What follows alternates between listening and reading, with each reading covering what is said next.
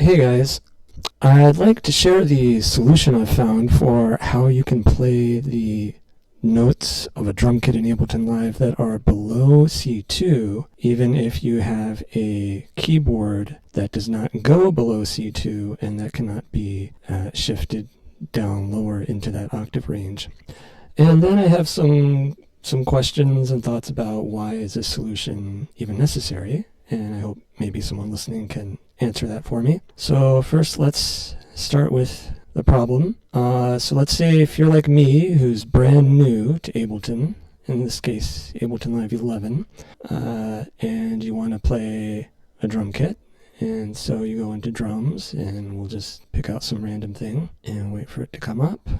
Okay, so we can see that we have, the 16 samples or whatever of all the drum sounds, and they are assigned to keys in this range that I'm circling with.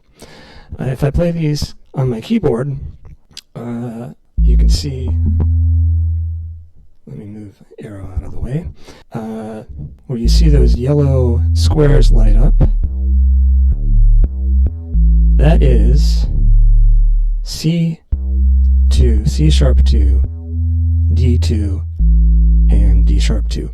And I'm still going up, and, I'm beyond where those are. And the rest of those, below C2, there's 12 of them on the 12 notes in the octave below that. So this seems to be an inconvenience.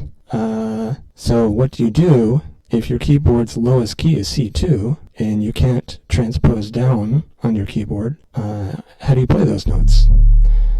Well, other than just moving these samples one by one, dragging them around, what I eventually figured out you can do is go to the MIDI effects and then go to the pitch and add in a -12 MIDI effect. And that will transpose those notes down an octave. First thing, so whatever you play on your keyboard will be an octave lower, and then it will trigger those sounds from that key an octave lower, and that key will be recognized. So now if I play C2, I am playing that kick boom 808, which is mapped to C1. Even though I'm playing C2, it goes into that pitch -12 MIDI effect and then comes out and goes through as C1, and so then that plays the kick boom 808 on C1, and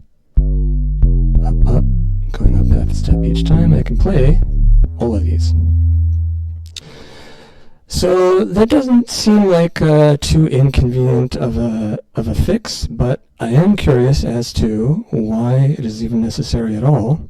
Like I said, I'm brand new to Ableton Live, so I hope there's some good reason why these kits start on C1 instead of C2 or something higher, but I don't know what it is, so I'm hoping someone can explain that for me.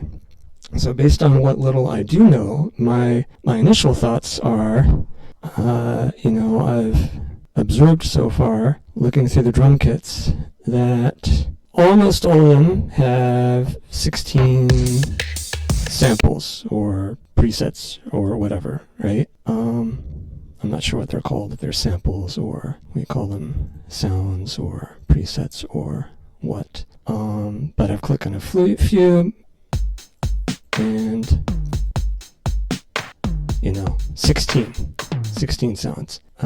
Some up here you can tell by the name. They use 32, some of them use 64.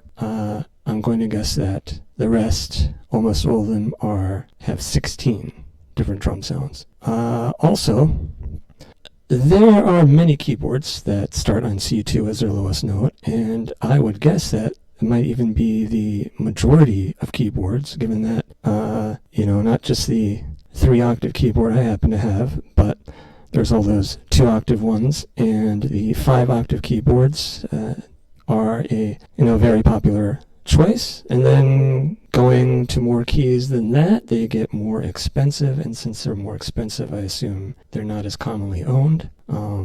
So it seems to me like for these drum kits that have 16 different sounds, that a good starting point for them would have been C2, and then everyone can play them like immediately. As soon as this drum kit loads up, then you've got keys on your keyboard you can play right away.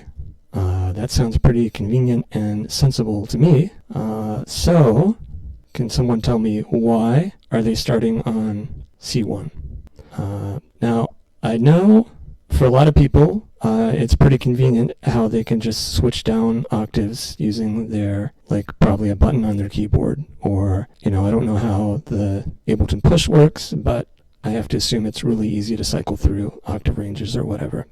And so, yeah, people have equipment where it's really no issue and easy to transpose up and down. But even for those people, if these drum kits started on C2, would it be any problem for them? Would it be an inconvenience? I can't see how, if it had been that way from the start, with these kits starting on C2, that just playing 16 samples in a range that starts on C2 would be a problem. What's wrong with that?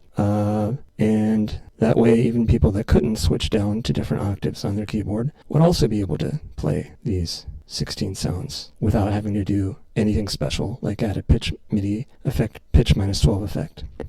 So, I'm kind of puzzled why that's necessary.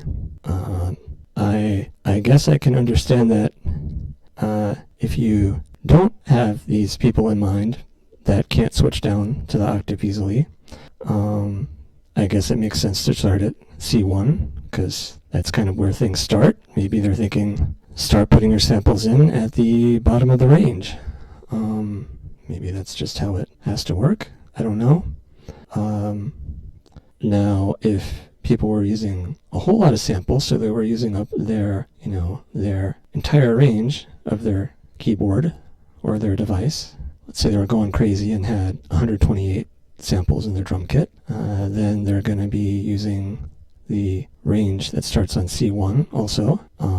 But you can see how I wonder, with almost all of these drum kits being 16, a collection of 16 different drum sounds, why didn't they just make them so that they started at C2? Okay, I feel like maybe I have more thoughts on this, but I can't articulate them at the moment. And I apologize if I didn't express myself as well as I could have, but I think I got the point across that C2, there would have been some sense in having it start on C2 for those drum kits so that everyone could play. And if you can tell me, if anyone there can explain to me why it really should start at C1, not just that it can and that it's no big deal for a lot of people, but why it actually should start on C1 and is the best possible choice that could have been made for where those drum kits should start. I'd appreciate if anyone can shed some light on that. And well, I guess that's all I'll say for now. So thank you for listening to the end, and hope maybe I could help someone watching who now knows about the pitch MIDI -12 effect. Okay, thanks.